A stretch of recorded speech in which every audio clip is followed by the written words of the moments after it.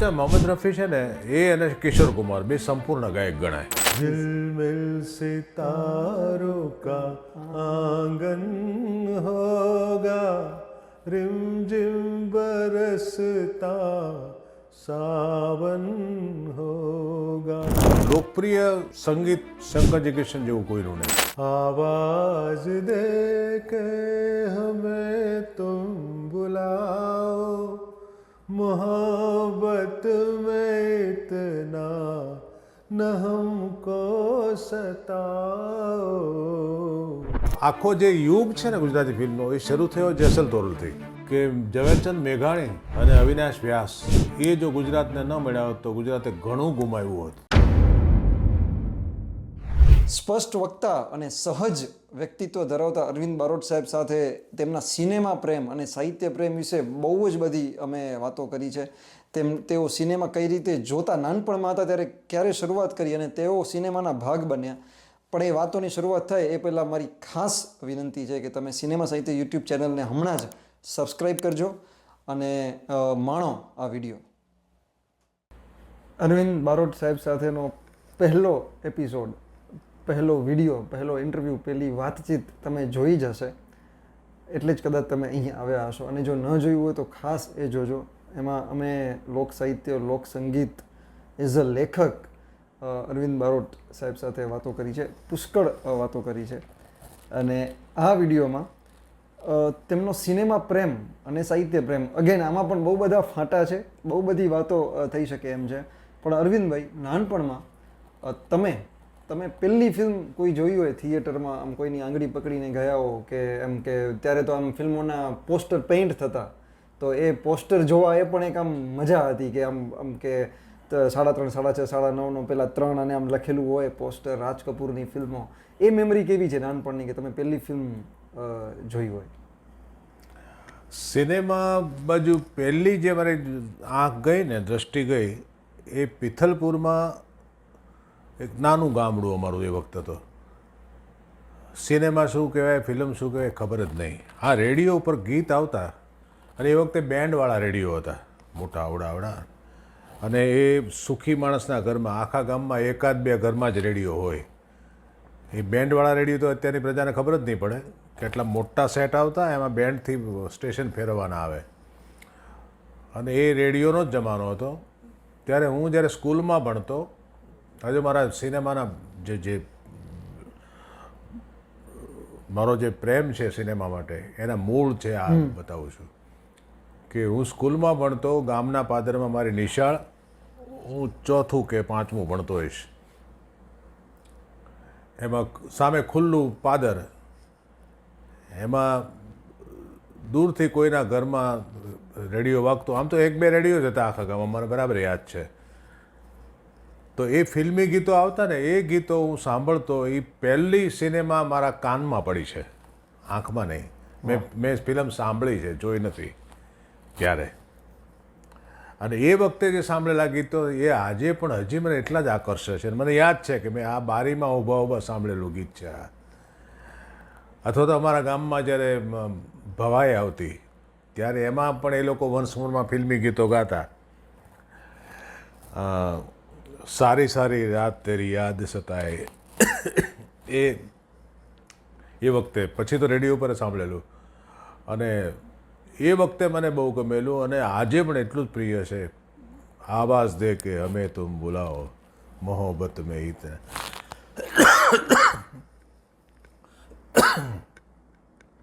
અસલી નકલીનું તેરા મેરા પ્યાર અમર ફિર ભી મુझको लगता है. આ બધા ગીતો સાંભળેલા. ફિલ્મ શું કહેવાય ખબર જ નહીં. પણ ગામમાં કેટલાક સુખી માણસો હોય ને, એના સંતાનો મોસાળમાં કે એમ કે સિટીમાં ગયા હોય અને ત્યાં ફિલ્મ જોઈને આવે, મહુવા છે કે ભાવનગર છે કે અમારા ગામથી નજીક એ બધું પડે, એ વાત કરે ને ત્યારે ખબર પડે કે આવું કંઈક હોય એમ. આટલી જ છાપ સિનેમાની. અને પછી 5મું પાસ કર્યા પછી મારે સાવરકુંડલા જવાનું થયું ભણવા માટે જ. અને ત્યાં મારે મહેશ ટોકીઝ હતું, સાવરકુંડલામાં. સૌથી ફિલ્મ મેં જોયેલી શ્રી ગણેશ ધાર્મિક ફિલ્મ જોયેલી મેં. અને પછી ફિલ્મ જોવાનો એક પછી એક ફિલ્મ જોતો ગયો એમ એનો મોહ વધતો ગયો, મને પ્રેમ વધતો ગયો. 40 પૈસા ટિકિટ હતી થર્ડ ક્લાસ, એટલે પાટિયા હોય, ટેકા વગરના પાટિયા હોય. અને પછી સેકન્ડ ક્લાસ એટલે ટેકાવાળા પાટિયા હોય. અને ફર્સ્ટ ક્લાસ એટલે થોડીક ગાદીવાળી ખુરશી હોય. અને બાલ્કની, એમ બાલ્કની તો આપણને સપનું. થર્ડમાં ખાલી 4, પછી 8 આના થયા એના 50 પૈસા. એટલે બાને હું ખાલી એટલું જ કહું કે બા ફિલ્મ જોવા જવું છે, નવી લાગી છે. નવી એટલે અમદાવાદ, મુંબઈમાં કે રાજકોટમાં જે લાગી હોય ત્યાર પછી 1.5-2 વર્ષે આવે એ નવી કહેવાય. રીલ ત્યાં આવે. હા, એ કારણ કે રીલના ડબ્બા ટ્રેનમાંથી ઉતરતા ને એ અમે જોવા જતા. રોમાંચ હતો. રોમાંચ હતો. ટ્રેનમાંથી ડબ્બા ઉતરે એટલે અમે ત્યાં ઊભા રહેતા અને જોતા કે આમાં ફિલ્મ છે. અને પછી અમારા મહેશ ટોકીઝમાં શું હતું કે દર દિવાળીએ નવું પિક્ચર લાગે, હેવી મોટું હોય, સુપરહિટ ફિલ્મ એ લાગે. એટલે એના જે પોસ્ટર હાથેથી ચિતરેલા હોય ને એમાં જરી લગાડે ત્યારે એ અક્ષર ઉપર, કે ફૂલ ઓર પથ્થર. તો એ જે અક્ષર હોય એના ઉપર જરી લગાડી હોય. એ આ દિવાળીનું પિક્ચર બેસતા વર્ષના દિવસે. એટલે અમે રાતના દિવાળીની રાતે પોસ્ટર જોવા જતા. પોસ્ટરે નહીં, બોર્ડ. એટલે એટલો પ્રેમ હતો. પછી મેં શ્રી ગણેશ પછી સીધી ફિલ્મ જોઈ હતી મેં ધર્મેન્દ્રની પૂજા કે ફૂલ. ઓકે. ધર્મેન્દ્ર અને માલાસિંહા. અને પછી એક સમય એવો આવ્યો કે બધી જ ફિલ્મો જોતા, જે આવે એ બધી જ જોવાની. એમાં દારાસિંહની આવે હતી, દારાસિંહની ફિલ્મો બહુ જોઈ મેં. દારાસિંહને નિશી આવતી, દારાસિંહને હેલન આવતી, દારાસિંહને મુમતાજ આવતી. અને એ મને ગમતી બહુ, કારણ કે બધા કોસ્ટ્યુમ ફિલ્મો હતી ને, રજવાડા રાજાશાહીની, એ રાજા હોય ને બધા હાથી ને પહેલવાન ને એ બધું ગમતું, મજા આવતી. પછી ધાર્મિક ફિલ્મો પણ જોતો હું, કારણ કે એનું મને વાતાવરણ બહુ ગમતું ધાર્મિક ફિલ્મનું. એ મહેલો હોય, પછી એના સેટિંગ્સ હોય બધા બનાવટી, એટલે એ બધું ગમતું. ત્યારે ઉંમર નાની એટલે આ બધું. પછી ધીમે ધીમે અમે એક રુચિ ઘડાતી ગઈ. અને જે ફિલ્મો હું જોઉં તમે ધર્મેન્દ્રની ફિલ્મો આવતી, દેવાનંદની, રાજ કપૂરની, દિલીપ કુમારની, જોય મુખર્જીની, શમ્મી કપૂરની, વિશ્વજીતની, આ બધા એ વખતના સ્ટાર હતા. અને વૈજયંતી માલા, મીના કુમારી, નૂતન, વહીદા રહેમાન, માલાસિંહા, સાયરા બાનુ, આ બધી એ વખતની હિરોઈન. વધારે કલાકાર તમને કયા પસંદ હતા? મને એ વખતે ધર્મેન્દ્ર બહુ ગમતો, અને આજે પણ હજી મને ધર્મેન્દ્ર પ્રિય. એમની કઈ ફિલ્મ તમને વધારે? મને એની ફૂલ ઓર પથ્થર બહુ ગમેલી. અને ગીતો પણ સરસ હતા. જીતેન્દ્રની ફિલ્મ બહુ આવતી, એ પણ બહુ જોયેલી મેં. પણ મને ધર્મેન્દ્ર પહેલેથી અને આજે પણ હજી ધર્મેન્દ્ર પ્રિય. મને ધર્મેન્દ્રની એક જ વાત નથી ગમતી, એક જ વાત, બાકી બધી રીતે સોનાનો માણસ છે. કલાકાર તરીકે, માણસ તરીકે. એ માણસે લગ્ન કરવા માટે મુસ્લિમ ધર્મ અંગીકાર કર્યો, ધર્મ પરિવર્તન કર્યું, માત્ર હેમા માલિનીને પરણવા માટે. એ ભલે એનો અંગત સવાલ છે, પણ મન ન ગમ્યું. એ આપણનું ગમતું માણસ છે, કાંઈ અણગમતું કરી ના ગમે. તમે એના ગીતો તમે ગણતા હશો ને? હું તો ગાતો ને, હું તો સ્કૂલમાં તે હિન્દી ફિલ્મના, કોલેજમાં હિન્દી ફિલ્મના ગીત ગાતો. ઓકે. સ્ટેજ ઉપર એવી રીતે સ્ટેજ ઉપર પરફોર્મ કરતો. અને કોલેજનું ફંક્શન હોય, પિકનિક હોય કે એનો ડે હોય, જે કાંઈ હોય ત્યારે હું ફિલ્મી ગીતો જ ગાતો. કયું તમે ધર્મેન્દ્રનું ત્યારે? ધર્મેન્દ્રના ગાવા એવું નહીં, હું તો બધા જ ગાતો, ખાસ કરીને મુકેશના, મોહમ્મદ રફી, મને એવું કંઈ નહીં, વોઇસ ઓફ જેવું કંઈ નહીં. શંકર જયકિશન. હા, શંકર જયકિશનના ગીતો મને બહુ ગમે. હા, કારણ કે હું એમ માનું છું કે લોકપ્રિય સંગીત શંકર જયકિશન જેવું કોઈનું નહીં. સંગીતમાં લોકપ્રિયતાનો અંશ હોય અને છતાં એ કર્ણપ્રિય હોય, ક્વોલિટી પણ હોય, તો એ શંકર જયકિશનમાં હતું. અને આમ ગણીએ ને તો મને રોશનના ગીતો વધારે ગમે, કારણ કે એ માણસે સૌથી પહેલો ટેકનોલોજી વગર ઇકોનો પ્રયોગ કરેલો. ટેકનોલોજી નહોતી ઇકોની, ઇકો ચેમ્બર નહોતી, પેલા રેકોર્ડિંગમાં ઇકો નહોતો આવતો, પણ એ તાજમહલનું થયું, ચોવાદા કિયા હો એ છે, પછી ભીગી રાતનું, મમતાના ગીતો, એમાં જે ઇકોની ઇફેક્ટ હતી ને એના કારણે એ ગીતો વધારે મને ગમતા. મને રોશનના ગીતો ગમે, ખયામના ગમે, શંકર જયકિશનના ગમે. શંકર જયકિશનનું કોઈ ફિલ્મનું નામ, આલ્બમ, મતલબ જે તમે લઈ શકો, જે તમે વધારે? મને બહુ ગમે. મેં અનેક વાર કહેલું પણ છે કે મને આ ગીત કદાચ હિન્દી ફિલ્મોમાં હજારો ગીતો સાંભળ્યા છે અને ગમે છે, પણ આવાજ દે કે હમે તુમ બુલાઓ, મોહબ્બત મેં ઇતના ન હમકો સતાઓ, આ મને બહુ પ્રિય. અને લક્ષ્મીકાંત પ્યારેલાલના ગીતો પણ જી જી એ ભલે આમ સુપરહિટ જતા એટલે એ વ્યાપારી સફળતા મળતી એમ નહીં, એમાં કર્ણપ્રિયતા એટલી જ હતી. એમના કયા અને નામ? झिलमिल सितारों का आंगन होगा, रिमझिम बरसता सावन होगा, ऐसा सुंदर सपना अपना जीवन होगा, झिलमिल सितारों का आंगन होगा, रिमझिम बरसता सावन હોગા. આવી બધી એની સમૃદ્ધિ છે એના. સમૃદ્ધિ ઇમોશન્સ બહુ હોય, કર્ણપ્રિયતા બહુ હોય. એસ.ડી. બર્મનના ક્યા બાત. દિન ઢલ જાએ હાય રાત ન જાય,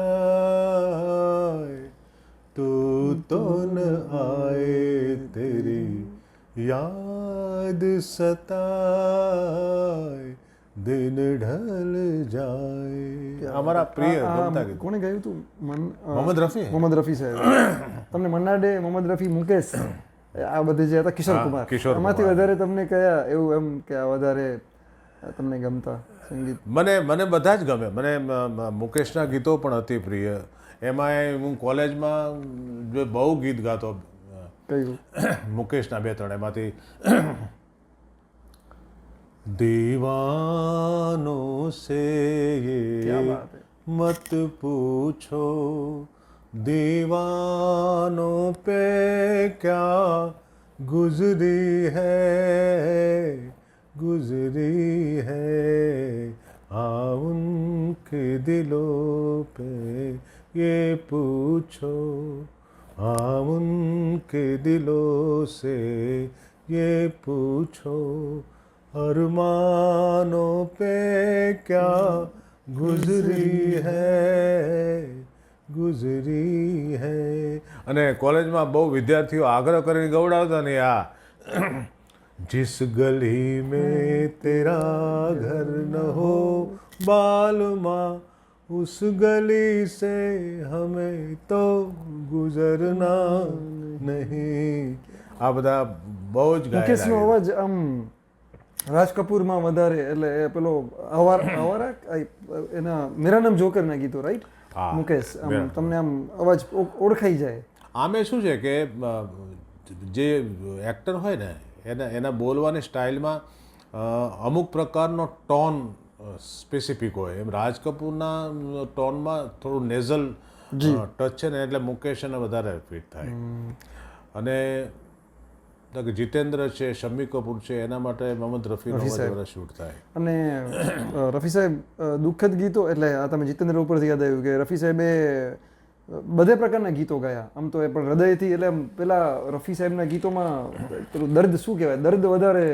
આમ તો મોહમ્મદ રફી છે ને એ અને કિશોર કુમાર બે સંપૂર્ણ ગાયક ગણાય.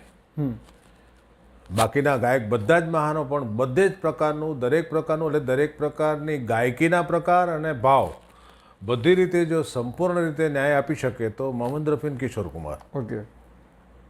મુકેશના એની અમુક મર્યાદાઓ, રેન્જની મર્યાદાઓ. ને રફી કિશોર કુમાર તો આમ તાલીમ વિના, રાઈટ? બિલકુલ કુદરતી, જેને ગિફ્ટેડ આર્ટિસ્ટ કહેવાય, ગિફ્ટેડ ઇઝ બિલકુલ. વેરી ધૂની પર્સન. કોઈ જાતની તાલીમ નહીં, કોઈ જાતનું જ્ઞાન નહીં, કોઈ ગંભીરતા પણ નહીં. ગંભીરતા પણ નહીં. ગંભીરતા ઝાડ સાથે વાતો કરે. આપણે બહુ બધું એમનું સાંભળ્યું છે, વાંચ્યું છે. એ કેટલુંક તો છે ને એ પોતે કહેતો કે આ તો હું તો કરું છું, જાણી જોઈને કરું છું. એમના કયા ગીતો તમને વધારે અત્યારે આમ યાદ આવે કહું ત્યારે? તમે બહુ જ તમારી એ ઉંમરમાં સાથે રહ્યા હશે. કિશોર કુમારના તો કેટલા બધા કીધો. મેરે નૈના સાવન ભાદો ફિર ભી મેરા મન પ્યાસા फिर भी मेरा मन प्यासा घुंघरू की तरह बजता रहूं मैं. આ બધા અસંખ્ય ગીતો છે બચ્ચન સાહેબ. ત્યારે બધે ગુજરાતી ગીતો બધે ગાયા જ છે. કિશોર કુમારે પણ ગાયા, રફી સાહેબે પણ ગીતો ગાયા, મુકેશે ગુજરાતી ગીતો સરસ ગાયા. હા, એમના ઘણા ગાયા. એમાં હું એવું છે કે ગુજરાતી ફિલ્મોમાં ખાસ કરીને કલ્યાણજીભાઈ એનો ઉપયોગ સારો કર્યો, અવિનાશભાઈએ સારો કર્યો. અને મુકેશને શું છે કે એના વાઇફ ગુજરાતી ખરા ને, એટલે ગુજરાતી ટોનની એને ખબર. તમે એક નામ બોલ્યા, અવિનાશભાઈ, અવિનાશ વ્યાસ, જેના વગર આખું ઘણું બધું બાદ થઈ જાય ગુજરાતી સંગીતમાં. આમ તો હું તો ઘણીવાર કહું છું કે મેં એક ક્યાંક પોડકાસ્ટમાં કહેલું કે ઝવેરચંદ મેઘાણી અને અવિનાશ વ્યાસ એ જો ગુજરાતને ન મળ્યા હોત તો ગુજરાતે ઘણું ગુમાવ્યું હોત, રાઈટ, અથવા ઘણું મળ્યું જ ન હોત. કારણ કે મેઘાણીએ ગુજરાતની અસ્મિતાને, ગુજરાતના ગૌરવને જીવાડ્યું અને ગુજરાતને ગાતું કર્યું અવિનાશ વ્યાસે. રાઈટ. સંગીત સાથે જોડ, એક તો પરંપરાના સંગીત તો હતા જ, પણ અવિનાશ વ્યાસે જે શહેરી ટચ સાથે લોકો સુધી વધારે પહોંચાડે. એમના કયા સ્વરાંકન તમને આમ? અરે એના તો બધા અદ્ભુત સ્વરાંકનો છે. માળી તારું કંકુ, અરે સૂરજ ઉગ્યો, રાવજી પટેલ. નહીં, અવિનાશ વ્યાસ એ અલગ. એ તો મારી આંખે સૂરજ હાથમે, ક્યાં બાત, અશ્રુધર. રાઈટ. પછી છેલ્લા જીરે, પછી નહીં મેલું તારા ફળિયામાં પગ નહીં મેલું, પછી અલીભાઈ હવે હું નહીં. આ બધી કરામતો અવિનાશ વ્યાસની છે. ને પછી ગૌરાંગભાઈએ પણ સરસ એ આગળ. હા, ગૌરવ બહુ ગુણી છે ને ગૌરવ તો. રાઈટ. ખૂબ એમની સાથે ઘણું કામ કર્યું મેં. એટલે ગુજરાતીમાં આમ જોઈએ તો બધી રીતે સમર્થ સર્જકો મળ્યા છે, સંગીતકારો મળ્યા છે, કવિઓ, લેખકો મળ્યા છે. પણ તોય હું માનું છું કે ગુજરાતની પ્રજા છે ને એ સાહિત્ય અને સંગીત માટે એટલી એને ગૌરવ નથી કે અમારી પાસે આટલી મૂડી છે. જ્યારે બીજી ભાષા છે ને, મરાઠી છે, બંગાળી છે, તો એની પ્રજાને એના આ વારસા માટે ગૌરવ હોય છે, એના કવિઓ માટે, એના સંગીતકારો માટે, એના લેખકો માટે. આપણે ત્યાં નથી, વેપારી પ્રજા છે ને મૂળ તો. તમે સૌથી વધારે કયા ગામમાં, શહેરમાં, સિંગલ થિયેટરમાં તમે ફિલ્મો, ત્યારે સિંગલ થિયેટર હતા ને, તો કયામાં વધારે તમે સિંગલ થિયેટરમાં જઈને ફિલ્મો જોઈ છે? મેં સિંગલમાં. એટલે કયા ગામમાં વધારે એ સમયમાં તમે હતા તમારું? સાવરકુંડલામાં એક ફિલ્મ મેં છોડી નથી. કયા થિયેટર હતા સિંગલ થિયેટર? મહેશ ટોકીઝ એક જ હતું. મહેશ ટોકીઝ. પછી એક થયું હતું જયશ્રી ટોકીઝ, પણ મને વળગણ મહેશ ટોકીઝનું વધારે. તમે ત્યાં જતા? હા, અમે ફિલ્મ જોવાની અમસ્તાઈ ત્યાં જ હતા. મજા આવે. સાંજ અહીં જે વાત, એમાં એવું હતું કે સાંજના 6 વાગે ને 6:30 નો શો હોય.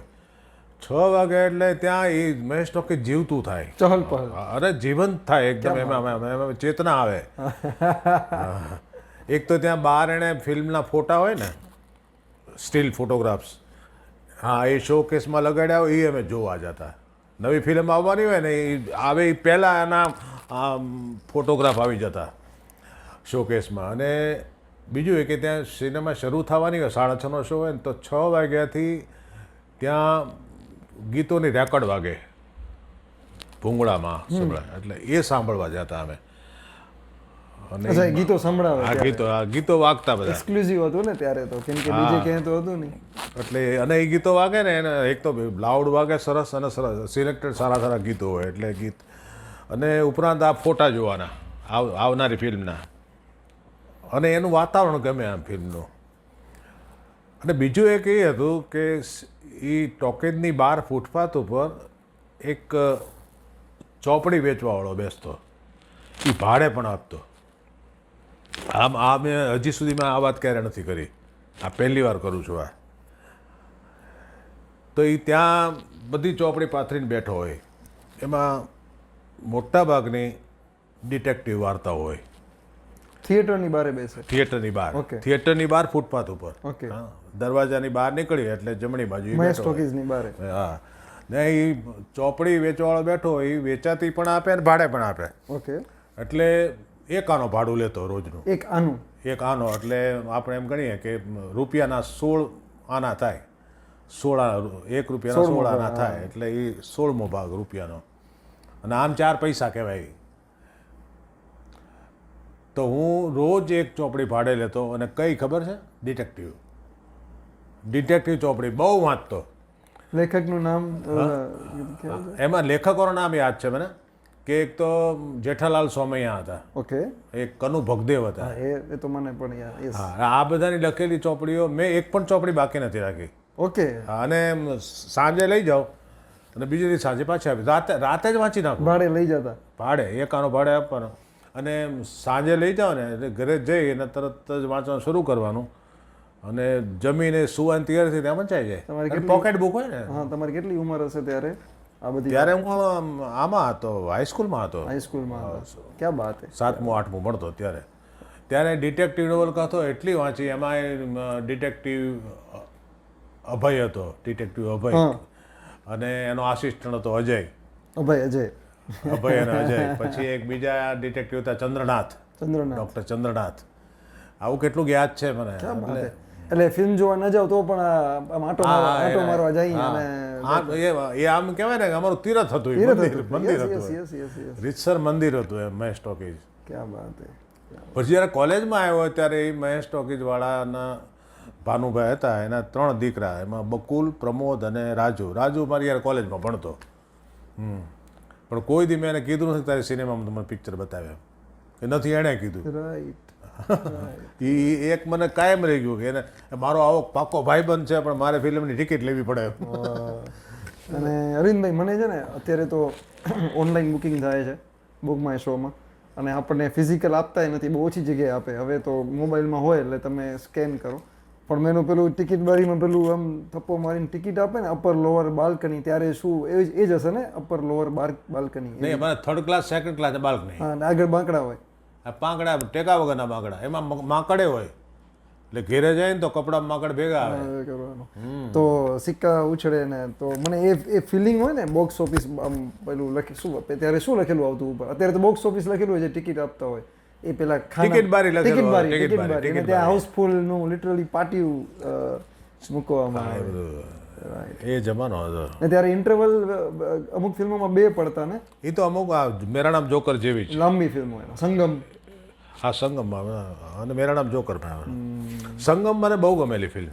ગીતો કેટલા સારા. અને મેં જો એક સંગમ, ફૂલ ઓર પથ્થર, અને ગાઈડ, અને વક્ત, સુનિલ દત્ત, રાજકુમાર, શશી કપૂરે, આ બધી ફિલ્મો 10 થી વધારે વાર જોયેલી. ઘરે કે મતલબ થિયેટરમાં? 10 થી વધારે થિયેટરમાં. ગાઈડ તો મેં 17 વાર જોયેલી છે એ સમયે. હા, એ સમયે. ક્યાં બાત હે. અને ફૂલ ઓર પથ્થર, મારી આ બધી ફેવરેટ ફિલ્મો હોય ને તો સૌથી પહેલો નંબર આવે સંગમનો. ઓકે. ગાઈડનો, બીજો નંબર સંગમનો, ત્રીજો ફૂલ ઓર પથ્થરનો, ચોથો વક્તનો. આ 4 ફિલ્મો મને ગમે, કોઈ ફિલ્મ દુનિયાની કોઈ ન ગમે. જગતભરની ફિલ્મ જોઈ છે, પણ મને આની તોલે ના આવે કોઈ. ક્યાં બાત. મેં ગાઈડ ઇફી ફિલ્મ ફેસ્ટિવલ થાય છે ગોવામાં, ત્યાં મેં થિયેટરમાં જોઈ હતી. કેટલી સરસ ફિલ્મ છે, ગીતો કેટલા સરસ છે, અને દરેક મુદ્દા એમાં દેવાનંદ સાહેબે ઉઠાવેલા છે એ સમયે. એમ ગાઈડ છે ને, હું ગાઈડને તો એમ કહું, એક પડદા ઉપરની કવિતા હતી એ. ગાઈડ તો ગાઈડ છે, એમાં એટલી બધી ડેપ્થ છે એ ફિલ્મમાં. એ સમયે હું તમને યાદ હોય તો પહેલી વાર તમે જોઈ હશે, અને એનો જે ક્લાઇમેક્સ છે, છેલ્લો જે અડધો કલાક જે ચાલે છે, ત્યારે તમારા મનમાં શું ચાલતું હતું? કેમ કે એ તો તમે જે ડેપ્થની વાત કરી, જે સ્પિરિચ્યુઅલ જે રંગ બદલાય છે આખી ફિલ્મનો. એમાં છે ને મને એ વખતે પણ આ સમજાયું હતું, આજે પણ એ જ સમજાય છે કે માણસને સંજોગ છે ને ક્યાં લઈ જાય નક્કી નથી હોતું. એટલે એ દેવાનંદ છે ને એ એક સામાન્ય પેલો ગાઈડ હતો, રાજુ ગાઈડ, અને પછી થોડો ક્રિમિનલ માઇન્ડનો પણ થાય છે અને ક્રાઇમ પણ કરે છે, જેલમાં જાય છે, પણ બેઝિકલી એની યાત્રા ક્યાં જઈને અટકે છે, એને પોતે એને ડિઝાઇન લાઈફ નથી એની. રાજુ ગાઈડની લાઈફ છે ને આપણા બધાને એવી જ છે કે આપણને સંજોગ ક્યાં લઈ જાય ખબર નથી હોતી. સાચી વાત છે. કાં તો માણસને એ પૂજનીય બનાવી દે છે, કાં તો તિરસ્કારને પાત્ર બનાવી દે છે, અને માણસના પોતાનામાં કંઈ નથી હોતું. આ બધું આ નિયતિ જેને કહે ને એ નિયતિનો સારામાં સારો દાખલો હોય તો ગાઈડ છે.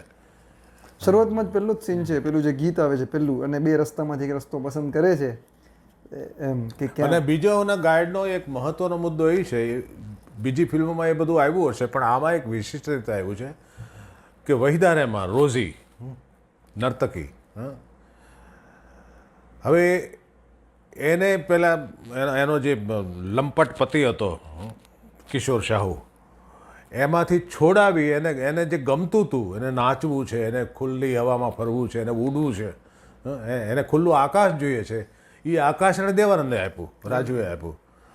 અને જ્યારે એને ટોચ ઉપર પહોંચાડી દીધી અને પછી એને જે રીતે એને ઇગ્નોર કરે છે, જેની અવગણના કરે છે, એ દુનિયાની આ જગતની આ રીત છે કે રોઝી હોય કે કોઈ પણ હોય, સ્ત્રી હોય કે પુરુષ હોય, પગથિયા તરીકે ઉપયોગ કરે છે. જ્યારે પગથિયાની જરૂર ન પડે એક ઠેબુ મારીને પથ્થરને ફેંકી દે એમ ફેંકી દે. રાજુને એવી રીતે ફેંકી દીધો એને.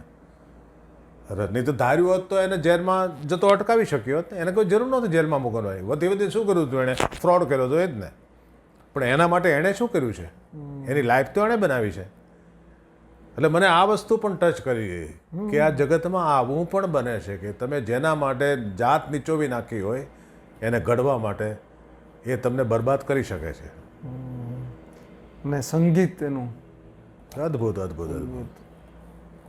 એમાં પાછું એક ગીત પૂરું થાય ને બીજું શરૂ થાય, એ આજ સુધીમાં હિન્દી ફિલ્મોના કે કોઈ પણ ફિલ્મના ઇતિહાસમાં પહેલી વાર બન્યું, પહેલી ને છેલ્લી વાર. સાચી વાત છે. તમને વધારે ગીત કયું કે બધે જ ગીતો તમને આખું સંગીત જ? મને બધા ગમે. દિન ઢળ જાય મને વધારે ગમે. કારણ કે એની ગાયકી, એનો માહોલ, અને એ વખતની પાત્રની સ્થિતિ, એ જે ઇગ્નોર્ડ છે, જે નિગ્લેક્ટેડ છે, જે રિજેક્ટેડ છે દેવાનંદ, એ બધો જ જેમ એમ કહેવાય ને કે કદાચ ને એની સાધુતા, એની વિરક્તિ છે ને એનો પાયો અંદર ત્યાંથી જ નખાણો છે. એ પોઈન્ટ હતો. હા, ત્યાંથી એને એ દિશા લઈ ગઈ છે. પછી એને ધાર્યું નહોતું એવા સંજોગો ઊભા થયા અને સાધુ થયો. રાઈટ. અને સંગમ છે ને એ હું કહું, મેં હમણાં એક કાર્યક્રમમાં કીધું હતું, મેં કીધું પ્રણય ત્રિકોણ હોય ને, પ્રણય ત્રિકોણ એના મૂળ તો બહુ જૂના છે. શેતલને કાંઠે જે વાર્તા છે આપણી લોકવાર્તા, દેવરો આણંદ ઢોલરો, એ કદાચ ને એવી લોકકથા છે કે જેના આધારે અસંખ્ય ફિલ્મો, એટલે એ થીમને આધારે, એ જેને મોટિફ કહે ને એને મોટિફ કહીએ આપણે. હેતુ રાઈટ. મોટિફ એટલે કે આમાં શું છે કે વાર્તાના કેટલાક મોટિફ હોય છે નક્કી. હા, હેતુ તો જુદી વસ્તુ છે. મોટિફ એટલે એક પેટર્ન. ઓકે. હા, પ્લોટની પેટર્ન. તો કે બે મિત્રો, આ તો કે કુંભ, મનમોહન દેસાઈની જે પેટર્ન હતી, કુંભના મેળામાં બે જુદા પડી જાય અને પછી ભેગા થઈ જાય, એ એક મોટિફ થયું. ઓકે. મનમોહન દેસાઈની એ પેટર્ન હતી, એ મોટિફ હતું એનો. એમાં પ્રણય ત્રિકોણની એક પેટર્ન છે, આ મોટિફ છે. એ પેટર્ન ઉપર સંગમ છે, સાજન છે, એવી કેટલી બધી ફિલ્મો બની છે, ઘણી બધી ફિલ્મો બની. હમ દિલ દે ચુકે સનમ. હા, એ બધા. હમ દિલ દે ચુકે સનમ છે, એ તો શેતલને કાંઠેની રીમેક જ ગણાય, એવું જ છે.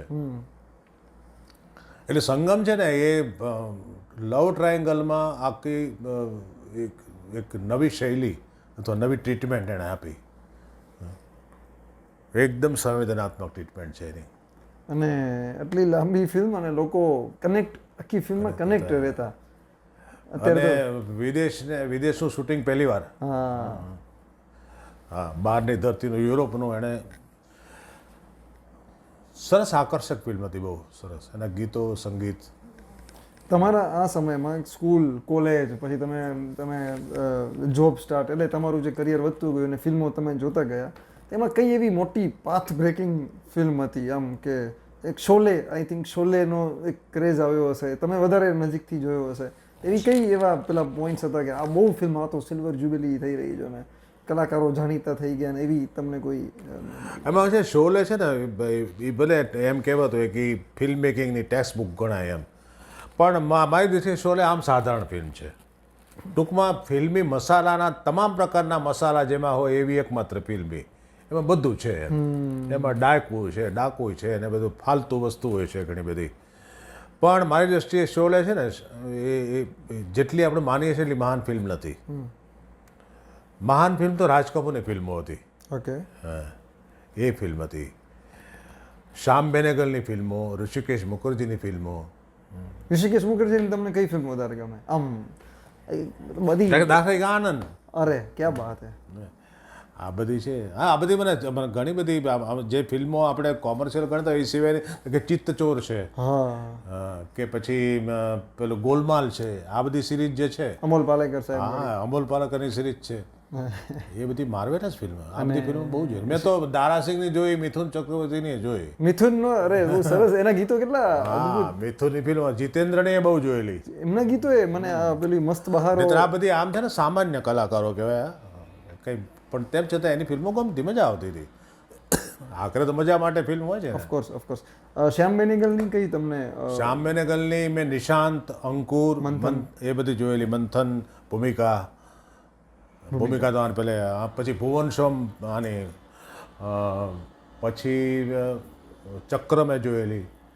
આ બધી ફિલ્મો જે મિર્ચ મસાલા જેને થોડી એમ અલગ કહેવાય ને, આર્ટ ફિલ્મ એ બધું ઠીક છે, એ લેબલનો કોઈ મતલબ નથી, પણ જે આ મુખ્ય ધારા છે એનાથી થોડીક જુદી એમ, એ બધી ફિલ્મો જોયેલી. અને ધર્મેન્દ્ર સત્યજીત રેની પણ જોયેલી રે સાહેબની શતરંજ કે ખેલાડી, એ તો હિન્દી પણ.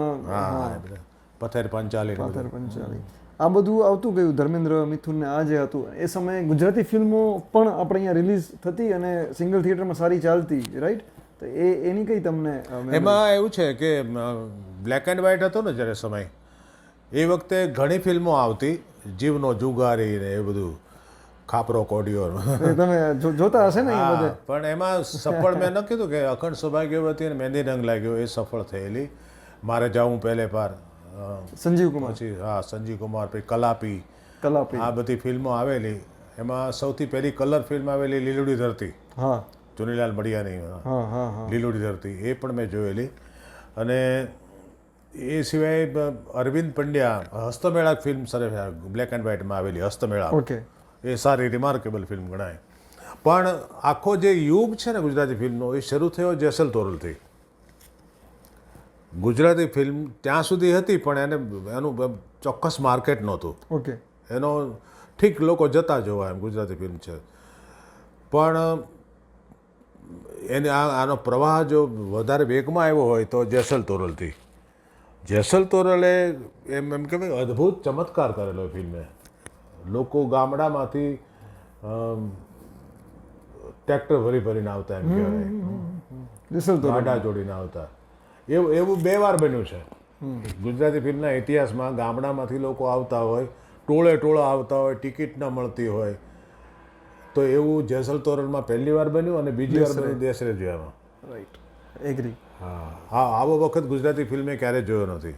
દેશરેમાં તો ઘોડિયા રાખતા રીતસર એમાં ખાસ કરીને આપણે છે ને ઉત્તર રૂપમ ને રિલીફ રોડ ઉપર. જી, હા, ત્યાં હા બધે ત્યાં પબ્લિકને ટિકિટ સવારના આવી જાય ગામડામાંથી કે ગમે ત્યાંથી, અને ટિકિટ ન મળે તો એ પાછા ઘરે ન જાય. એ 2-3 કલાક ત્યાં રહે, પછી બીજે પાછા લાઈનમાં ઊભા રહે. એમાં ટિકિટ ન મળે તો ક્યાંય જાય નહીં. દેશરે ફિલ્મ ચાલી રહી હતી આવી રીતે, બ્લોકબસ્ટર એમ, હિતેન કુમાર ને બધું. તો ત્યારે તમે થિયેટરમાં ગયા છો ફિલ્મ ચાલતી હોય ત્યારે? હા, ઘણી વાર ગયો છું. ઓડિયન્સ રિએક્શન, કેમ કે જે સિનેમા તમે જુઓ છો, જે તમે વાત કરી, તમે જોતા આવ્યા, અને આમાં તો આપણું કામ છે અને એનું રિસ્પોન્સ હવે જોઈએ છીએ. હું એ જ કહું છું, કારણ કે મેં છે ને હું એક તો લોકમાંથી આવેલો છું, પ્રજાની વચ્ચેથી, અને પ્રજા વચ્ચે કાયમ રહું છું. હું હજારોના ટોળા વચ્ચે જ રહું છું, સમક્ષ મેદનીની સાથે જ રહું છું. એટલે મને ખબર છે લોકોની નાડની, કે તમારે જો ફિલ્મો તો લોકો માટે જ બનાવો છો ને, તમારા ગ્રુપ માટે જ બનાવતા નથી. હિસ્સો કાખલી કૂટીને સામસામા, એનો કોઈ મતલબ નથી. અત્યારે એવું ચાલે છે, સુપરહિટ સુપરહિટ સુપરહિટ. કંઈ જ ને, થિયેટરમાં 3 માણસો નથી હોતા અને બહાર દેકારો કરતા હોય છે. શું કામ જાતને છેતરો છો? શું કામ ભ્રમ ઊભા કરો છો? વાસ્તવિકતાને સ્વીકારો અને એ દિશામાં આગળ વિચારો. નહીં તો દરવાજા બધા જ બંધ થઈ જશે. ક્યાં સુધી ચાલશે ખોટું બધું? દેશરે જે આ વખતે તો શું થતું કે બાળકોને માટે ઘોડિયા તો ઠીક, એને દૂધની વ્યવસ્થા કરતા થિયેટરવાળા. કારણ કે આખરે તો માણસ આવે છે ને આ બધી. હવે તમારે ગામડામાંથી લોકો બાળકોને લઈને આવે, એના માટે ઘોડિયા રાખવા પડે, એના માટે દૂધ આપવું પડે. એ સ્થિતિ ક્યારે પેદા થઈ હશે? આવું બધું રોજ નથી થતું. હું કહું છું કે બધી ફિલ્મો આવી ના હોય, પણ તમે એટલું તો વિચારો કે આપણે એવું ન થાય તો કાંઈ નહીં, પણ એ દિશામાં કંઈક તો કરીએ કે લોકો ટિકિટ બારીમાં લાઇનમાં ઊભા રહીને ટિકિટ ન મળે તો બીજી વાર આવે, એવું તો કરો. આપણે હવે શું થાય, ટિકિટ ન મળે કંઈ નહીં, નથી જોવું, માંડી વાળે, અને એ વાર્તા ત્યાં પૂરી થઈ જાય, પછી બીજી વાર થિયેટરમાં આવે નહીં. રાઈટ. તમે ક્યાર સુધી આમ સતત તમે એક પણ ફિલ્મ બાકી નહોતી રાખી સાવરકુંડલામાં, જેમ તમે કીધું, ક્યાર સુધી, કયા તબક્કા સુધી સતત તમે ફિલ્મો જોતા રહ્યા? કોઈ પણ ફિલ્મ હોય, તમે પોતે પછી કરતા થયા, ફિલ્મ આ ક્ષેત્રમાં આવ્યા, કેમ કે પછી ઓછું થતું ગયું હશે, રાઈટ? હા, ભાવનગર તો ત્યાં સુધી જોતો ફિલ્મ. ભાવનગરમાં જે થિયેટર સિનેમા સિંગલ સ્ક્રીન હતા ને, બધા મલ્ટીપ્લેક્સ થયા જ નહોતા. સિંગલ અલગ મજા છે. પછી જ્યારે અમદાવાદમાં આવ્યો ત્યારે પણ સિંગલ સિનેમા હતા. અનુપમ ને આ રૂપમ હતું એ વખતે. મણિનગરના, મારું નામ તો ભૂલી ગયો, બધા સાબરમતીના ને બધા હતા, બધા નરોડાના બધા સિંગલ સ્ક્રીન હતા. ત્યારે ફિલ્મો જોયેલી અમુક. ત્યાં કે પેલું આ જે પેલું છે ને પરેશ રાવલનું હંગામા, હંગામા ને કોમેડી. હા, પ્રિયદર્શન. હા, આ ડેવિડ ધવનની એ બધી કોમેડી ફિલ્મો મેં અમદાવાદમાં જોઈ. હા, એ અમદાવાદમાં જોઈ. હવે તમે પસંદગીની ફિલ્મો જોતા હશો. હા, પછી તો એવું બધું. અને પછી ધીમે ધીમે સિંગલ સ્ક્રીનમાં જવાનું ઓછું થઈ ગયું. પછી એ બધા તૂટવા માંડ્યા, મલ્ટીપ્લેક્સ થયા. મલ્ટીપ્લેક્સમાં માંડ 4 થી 5 વાર ફિલ્મ જોવા ગયો છું અત્યાર સુધીમાં. હું 18-20 વર્ષથી અમદાવાદમાં છું, પણ મેં 18 ફિલ્મે જોઈ નથી થિયેટરમાં. 4-5 વધી 7-8 બસ. છેલ્લે કઈ ફિલ્મ જોઈ હતી થિયેટરમાં? યાદ નથી, કારણ કે જોતો જ નથી. હા, સમય ઘણો વયો ગયો, નથી જોતો. અને વાંચવાનું ચાલુ જ રહ્યું છે અત્યાર સુધી? એ તો બિલકુલ એ રહ્યું છે. હા, અને હવે તો ટીવીમાં નથી જોતો સિનેમા. પહેલાં તો ટીવીમાં જોતો, હવે એ બંધ કરી દીધું. કારણ કે જે જોવા જેવી હોય તે જોઈ લીધી બધી. સાચી વાત. પણ આ નવી ફિલ્મોમાં કાંઈ નથી એમ ન કહેવાય. અમુક કેટલીક ફિલ્મો આવે છે, ભલે એમાં કેટલીક કચાશો હોય છે, પણ ઓવરઓલ એમ થાય કે ના, આ ફિલ્મ સારી છે, એવું બને છે. રાઈટ. દાખલા તરીકે મને હેલ્લારો ફિલ્મ ગમી હતી. ભલે એમાં ઘણા પ્રોબ્લેમ હતા. એ લોકોએ આખી વાર્તાને થોડી મચડી નાખી હતી. અને બીજું એમાં જે એક મુદ્દો એ હતો કે ગામના પુરુષો આને રાસ લેવાની ના પાડે છે, સ્ત્રીઓને રોકે છે રમવાની. હવે એ મુદ્દો જ ખોટો છે. એ ગુજરાતના, કચ્છના, સૌરાષ્ટ્રના કલ્ચરની વિરુદ્ધનો મુદ્દો છે. આને કોઈ રોકનારું ટોકનારું નથી કે આમ ન કરો, તમે કલ્ચર સાથે તમે છેડતી ના કરો. પણ તોય ફિલ્મ મેકિંગ સરસ હતું, એનું સારું હતું. સંગીત સરસ હતું. હા, એક લવની ભવાઈ મને ગમી હતી નવી ફિલ્મમાં, ગુજરાતીમાં. બાકી ખાસ મને બહુ નથી સંતોષ થતો. બધા સારા છે, પણ મન ન મજા આવે તો ના આવે. મને લાગે છે પૂરું કરીએ. થેન્ક યુ અરવિંદભાઈ, તમારી અને તમારું સર્જન જે તમને કરવું છે, જે પણ તમે કરવાના છો, એમના ઘણા બધા પુસ્તકો આવી રહ્યા છે. એ અમે વાંચતા રહીશું, તમને સાંભળતા રહીશું. આજે બહુ આનંદ આવ્યો એમને સાંભળવાનો, કેમ કે બહુ ઓછું ગાય છે. આઈ થિંક હવે બહુ ચૂઝી, મતલબ પસંદગીનું કામ કરે છે, ગમતું કામ કરે છે. આમાં પાર્થ એવું છે, તો પૂરું કરે પહેલાં કીધું, આમ હું બહુ ઓછા બોલો માણસ છું, ભાગ્યે જ બોલું. આમ કે અમસ્તા નોર્મલી બેઠા હોય ને તો બહુ વાતો નથી કરતો હું, પણ જ્યારે આ બધી આ પ્રકારની વાત કરવાની આવે ને ત્યારે મને બ્રેક નથી. મારે એટલું એનું કારણ છે મારે કહેવાનું ઘણું બધું છે, સાચી વાત. મારે ઘણું બધું કહેવાનું છે, એટલે હું પછી અટકતો નથી, બોલ્યા જ કરું છું, બોલ્યા જ કરું છું. પણ જેવું આ પૂરું થશે હું ચૂપ થઈ જઈશ, પછી હું લગભગ કોઈ સાથે બહુ વાત નહીં કરું. તમને કેવી લાગી વાતચીત આજે બે આપણે કર્યા જેન્યુઅનલી તમારો જે છે તમે જો છો એ રીતે કહો. એટલે તો નોન સ્ટોપ બોલું છું એટલે ને નોન સ્ટોપ બોલું છું. બાકી નેત્ર ઓછા બોલો આમ હું જી બહુ ખુલતો નથી જી અને ખીલતોય નથી. જી જી ના ના પણ અમને આનંદ આવ્યો અને થેન્ક યુ અરવિંદભાઈ. ના ના ખૂબ મને ગમ્યું. આઈ એમ પ્લીઝડ. Thank you.